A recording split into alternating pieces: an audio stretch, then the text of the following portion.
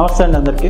So మన దగ్గరికి చాలామంది పేషెంట్స్ మోకాళ్ళ దగ్గర దెబ్బ తగలడం వల్ల వాళ్ళకి ఏసీఎల్ లిగమెంట్ ఇంజరీస్ చాలా వరకు చూస్తున్నాము. దాన్ని మన ఎంఆర్ఐ త్రూ డయాగ్నోసిస్ చేస్తున్నాం అనమాట. ఒక 3 months వరకు, ఒకవేళ పార్షియల్ టియర్ అట్లా ఉందనుకోండి, ఒక 3 months వరకు రెస్ట్ అనేది అడ్వైజ్ చేస్తున్నాము.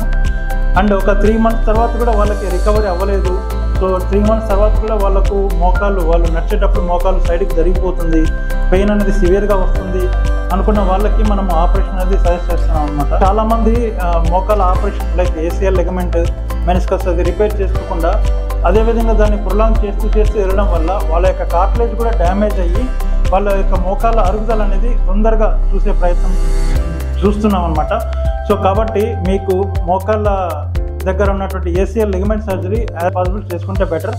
మ్యాక్సిమం ఒక 3 months వరకు వెయిట్ చేసి 3 months తర్వాత కూడా మీకు మోకాలు అనేది సైడ్కి వెళ్ళిపోతుందంటే మాత్రం చేసుకోవడం వల్ల మీ యొక్క అరుగుదల శాతాన్ని తగ్గించి మీ యొక్క మోకాలు యొక్క భద్రతను మనం కాపాడాలి.